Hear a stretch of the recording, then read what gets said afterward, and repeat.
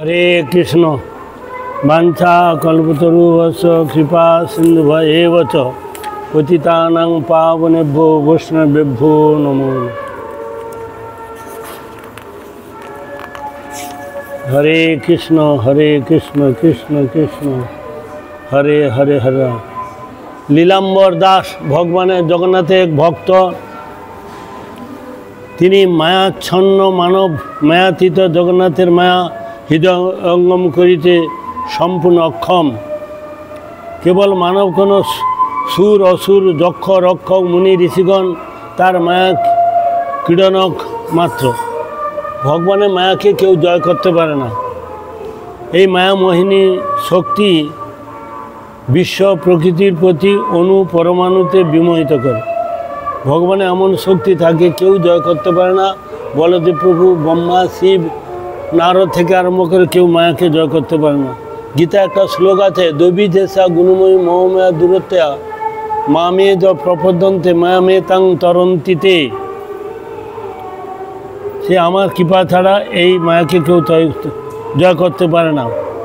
অনিন্দ সুন্দরী মণিবেশ ধারণপূর্বক সমস্ত মানব সমাজকে মোহিত করিয়া সকার্য সাধনে ব্রতী হইয়াছিলেন। তিনি মোহিনী রূপ ধারণ করে तो कम आसबे शोना जाते मोहिनी बेश धारण करे तिनी देवता एवं असुरदेर तिनी ई करेछिलेन। असुरदेरके मोहिनी बेश धारण करे तिनी ए करेछिलेन। एत जोरे साउंड दिच्छे एकेई बोले এই माया ए साला असुरा और कोनोदिन এই সমস্ত শুনে এতে খুব আনন্দ পাচ্ছে এরা। मायार जगदार मायाते जलधर रूप धारण करिया जलंधर रूप धारण करिया बिंदार सतीत्व नष्ट करेছিলেন। কি বললাম ওইটা বন্ধ করে দে। माया रूप धारण करे भगवान जलंधर रूप धारण करे तुलसी सतीत्व हरण करेছিলেন। सतीत्व हरण करेছিলেন।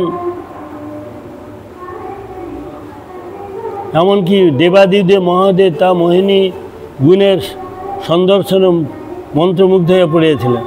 मायाते जलंधर रूप धारण करिया बिंदार सतीत्व नष्ट करेছিলেন, पृथिवीर भार निवारण करेছিলেন। माया लोक मंगलेर जन्य कारण तिनी मंगलमय लोकनाथ। जे समय भक्तेर आर्तचित्कार तार कर्ण करे प्रवेश करे किंबा साधु समाजे हाहाकार ध्वनि तार रत्न सिंहासने कम्पित करिया देय, सेई समय तिनी मायारूप धारणपूर्वक भक्त तथा साधु समाजेर कल्याण प्रदान करे थाकेन। जखन साधुदेव परित्राण करे भक्तेर आर्तचित्कार कर्ण करे प्रवेश करे साधु समाजे हाहाकार ध्वनि तार रत्न सिंहासने कम्पित करिया देय, तखन तिनी मायारूप धारण करे भक्त साधु समाजेर कल्याण साधन करे। ताके भगवान बलिया जानते पारे ना, बुझते पारेन ना। एक दिन तिनी भक्त लीलाम्बर दासेर जीवनकाले मायारूपे आविर्भूत हइया ताके तार निजेर कोड़े टानिया लइया अमिय आनंद प्रदान करेছিলেন। एक भक्त तार नाम हচ্ছে लीलाम्बर दास। तिनी भगवाने मायाके हृदयंगम करते पारे ना। मार्कंड ऋषि तिनिও भगवानকে বলেছিলেন আমি একটু माया देखते चाই। তিনি এমন মায়া দেখলেন বলে আর হঠাৎ তিনি জল জল শুধু জলে ইয়ে করছে আর কতদিন জলে থাকবে। হ্যাঁ, তিনি মায়া ভগবান আমি আর আপনার মায়া দেখতে চাই না। বাচ্চা ছেলে মতো আবদার করেছিল, সে মায়া দেখেছিল মার্কণ্ড ঋষি। তো ভগবান ভুবন মোহন, ভগবান একটা না ভুবনকে তিনি মোহন করে তার মোহিনী শক্তিতে শুদ্ধ আত্মা আকর্ষণ করে তিনি শান্তিময় স্থানে টেনে নিয়ে আসে। ভক্তগণকে तारा बीज चाइलो तादेरके बोलछे तादेर अमृत दिए तादेर बीज ना दिए तादेर सचरणामृत दिया विषय भुलाइब। भक्तদের জন্য চরণামৃত আর অভক্তের জন্য তাদের জন্য বঞ্চনা। ভক্তদের জন্য ভগবান সচরণামৃত দিয়া বিষয় ভুলাইব। সাধারণ মানুষ ইয়া আকর্ষণের প্রভাবকে হৃদয়ঙ্গম করতে বুঝতে পারে না। एकमात्र भाग्यवान शुद्धात्मा যারা ভক্ত তারা অনুভব প্রাপ্ত হন, জীবন ধন্য হয়। তিনি ভব সংসার হইতে মুক্ত হইয়া তাদেরকে পরমধামে নিয়ে যান। ভুবনমোহনের মোহিনী শক্তিতে আকর্ষিত হয়ে একদিন ভক্তপ্রবর লীলাম্বর দাস গৃহ সংসার ত্যাগ করে, শঙ্কর বৌদাম গৃহ সংসার ত্যাগ করে তিনি চললেন। লীলাম্বর সব দিক হইতে সুখী ছিলেন, তার স্ত্রী ছিলেন, পুত্র ছিলেন, ধন ছিল, কুটুম্ব ছিল, মান প্রতিষ্ঠাদি সবই কিছু ছিল। যখনই তিনি ভুবনমোহনের মোহন মন্ত্রে আকর্ষিত হইয়া তার প্রতি আকৃষ্ট হইয়া পড়িলেন, সংসারের সমস্ত বন্ধন তার নিকট ছিন্ন হইয়া গেল, মায়ামোহ সব চলে গেল। ভগবত সুখ হইতে দুনিয়াতে আর বড় সুখ কি আছে?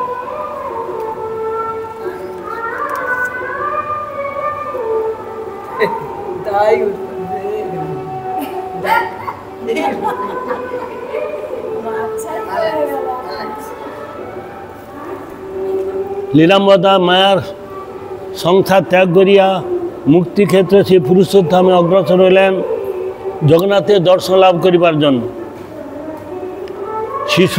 ক্ষুদ্র শিশুর নিজ গর্ভধারিণী জননীর প্রতি যেরূপ প্রবল আসক্তি থাকে, বাচ্চা শিশু মা ছাড়া কিছু বুঝে না, জননী অদর্শনে সে যেমন ব্যাকুল হয়ে হৃদয় ক্রন্দন হয়ে উঠে, ঠিক সেই রকম জগন্নাথের অদর্শনে ভক্ত সেই লীলাম্বর দাস তিনি ক্রন্দন করতে লাগলেন।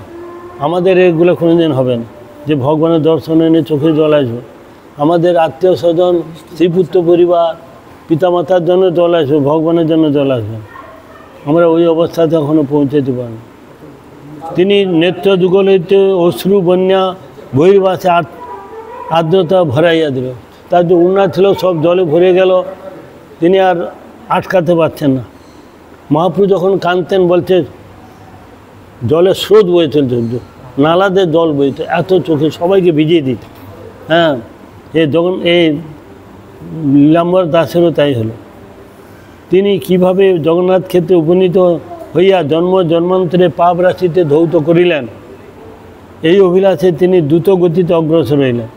ভারতের উত্তর প্রান্ত হইতে সুদূর উৎকল ভূমি শ্রীক্ষেত্রে প্রবেশ করাটা সেই সময় সহজ ছিল না।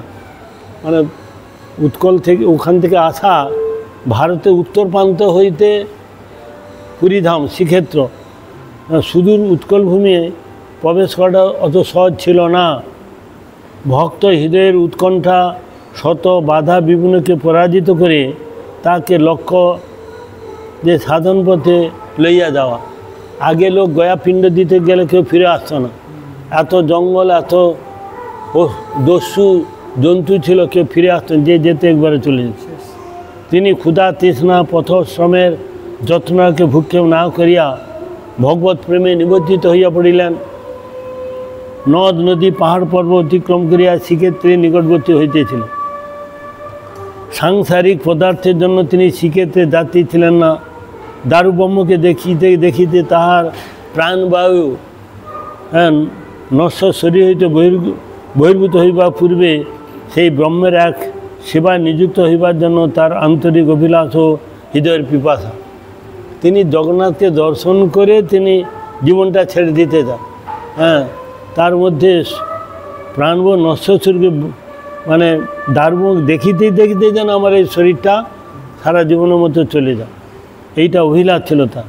সে পরব্রহ্ম সেবা করতে করতে এবং আন্তরিক হৃদয়ের পিপাসা তাকে দর্শন করে সেবা করে আমি এই শরীরটা ছেড়ে দিতে চাই।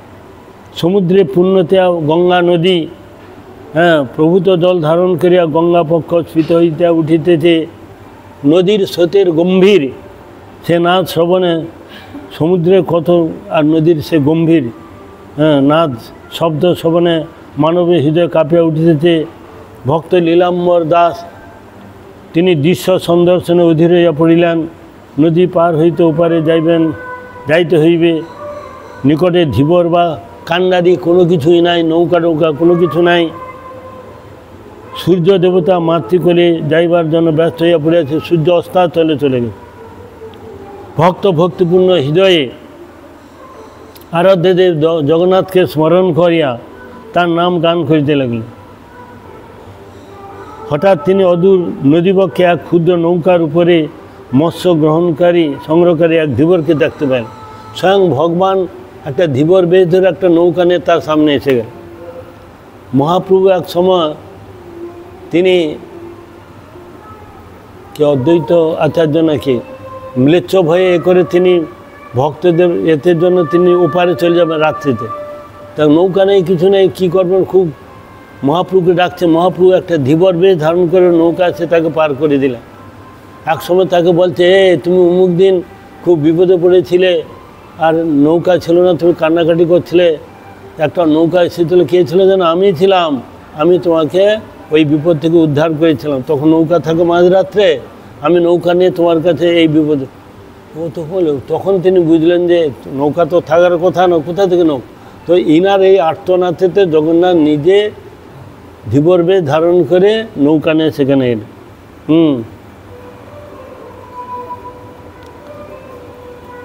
ধীবরকে দেখিয়া তাঁর আনন্দ শতগুণ বর্ধিত হইল।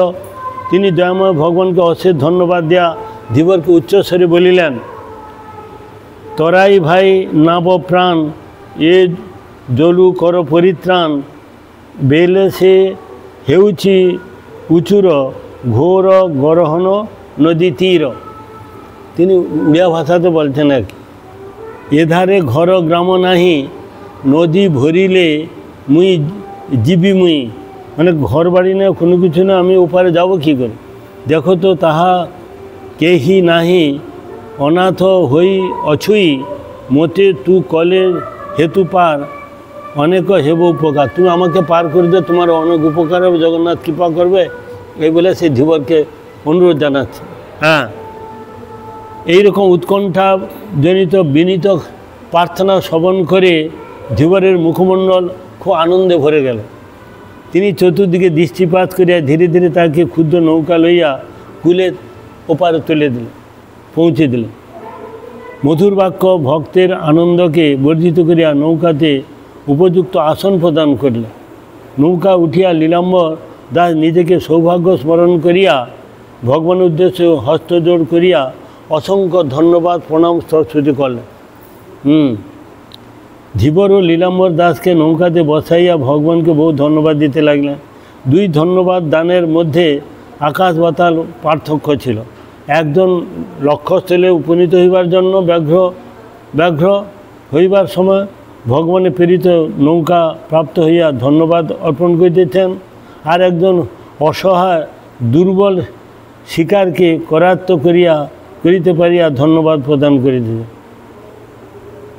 শিকারকে করায়ত্ত করিতে পারিয়া ধন্যবাদ করিতে ব্যক্তি প্রথম ব্যক্তিকে অতল নদীর গর্ভে হত্যা করিয়া তার নিকট হইতে সর্বস্ব অপহরণ করিবা অভিপ্রায় মত্ত ছিল।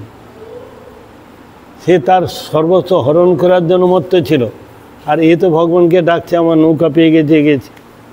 এখন বেচারা মূর্খ ধীবর কীরূপে জানিবে যে লীলাম্বর দাসের জীবন ধন ভক্তিরূপ পরম অমূল্য বস্তু তার স্কন্ধে বা স্থলিতে কিছু নেই। ওটা ভগবান ছিল না, ও ধীবরটা তার কিছু মেরে টেরে তার ধন সম্পত্তি নেওয়ার জন্য করছে। আর যে ভক্ত যে ভক্তি ছাড়া তার কিছুই নেই, ও তো জানত না। ও জানে এর কাছে প্রচুর ধন আছে, আমি ধনটা নিব। তার কাছে কিছুই ছিল না, ছিল হৃদয়ের গভীরে, সেখান হইতে কেউ চুরি করিয়া লইতে পারে না। ভক্তিটা ছিল হৃদয়ের মধ্যে, একটা চুরি করবে কি করে? হ্যাঁ, সেদিন একটা গল্প বলছে, মনে আছে? কিছুই মনে নেই। এক ভক্ত রাজার মেয়ে, গীতা কি নাম ছিল যেন, নীলাঞ্জন নয়, রাজা মেয়ে, রাজার এক মেয়ে ছিল। রাজা খুব ভক্তিবতী ছিল, সেই তার একটা কন্যা ছিল। কন্যাটা তিনিও খুব ভক্তিমতী, পূজা পাঠ ছাড়া কিছু বুঝত না। তিনি বিশেষ করে ওই বৃন্দাবনের জয়নগর বলে একটা জায়গাতে সেই রাজার বাড়ি, আর সেই বৃন্দাবনেতে তিনি সেই ভগবানের প্রতি তার খুব, জগন্নাথের প্রতি ভগবানের প্রতি তার খুব ছিল, মানে বিশ্বাস ছিল। সবসময় ভগবান জগন্নাথ ছাড়া বুঝত না মেয়েটা। এখন মেয়েটা সব জগন্নাথের চিন্তা করে, কি করে যাব, কি করে কি হবে। এখন এই কথা শুনে, দেখতেও খুব সুন্দর ছিল, খুব সুন্দর ছিল। হ্যাঁ, এখন ওইখানে এক পান্ডা তিনি ওই ঘুরতে ঘুরতে